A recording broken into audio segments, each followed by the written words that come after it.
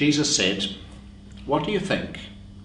A man had 2 sons. He went to the first and said, 'Son, go and work in the vineyard today.' He answered, 'I will not.' But later he changed his mind and went. The father went to the second and said the same, and he answered, 'I go, sir,' but he did not go. Which of the 2 did the will of his father?" And they said, "The first." Jesus said to them, "Truly I tell you, the tax collectors and the prostitutes are going into the kingdom of God ahead of you. For John came to you in the way of righteousness, and you did not believe him. But the tax collectors and the prostitutes believed him. And even after you saw it, you did not change your minds and believe him." Well, Frank, this is an interesting story. I don't know if you've ever had that situation in your family. Does it sound like any of your sort of sibling rivalries? There's always one, isn't there? Indeed. Yeah. Or 2, if you like. Yes.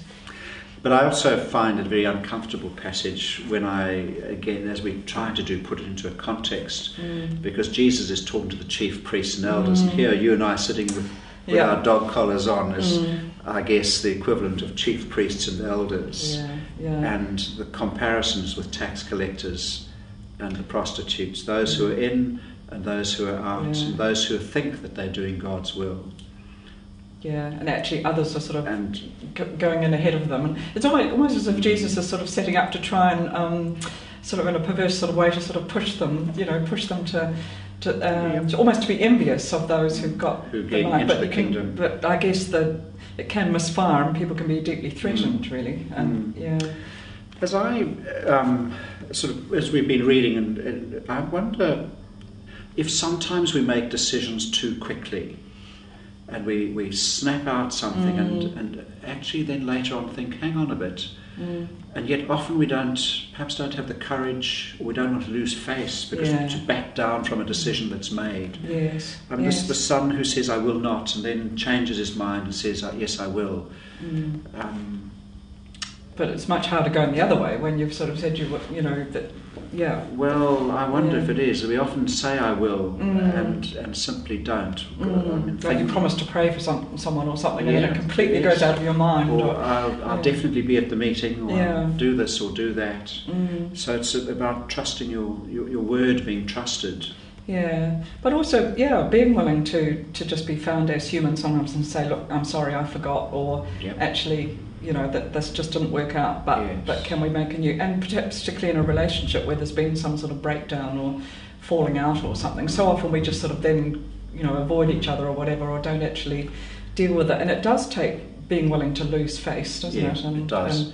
And getting over your pride and being big enough to say, actually, I messed up. Yeah, or that someone else has got that someone else, often perhaps a younger person, perhaps. I was thinking about that when we were thinking about the Passover meal, how it's the youngest who gets to tell the story, and giving the opportunity to the youngest. Often we sort of can stand on ceremony or stand in our position, but sometimes it is the unexpected person who can really be the trailblazer, and we have to be humble enough to accept that. Actually listen to them. Yeah.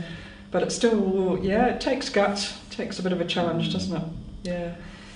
So in practical terms for us today, think carefully about decisions we're making.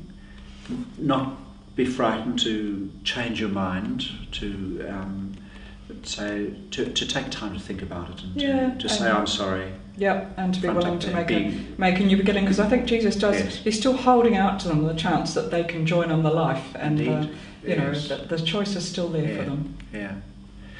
But there's also quite a hardness, isn't there? Those last few verses, even after you saw John the Baptist, all that John did, even with all the evidence, you were so convinced that you were right, so you weren't prepared to change your mind. That's actually nothing, there's not much Christian about that. Christianity is actually about conversion, about being open to God's Spirit and the willingness to and seeing things differently. Keeping I think God keeping on inviting, keeping pleading with us. Food for thought, as always. As always. Good.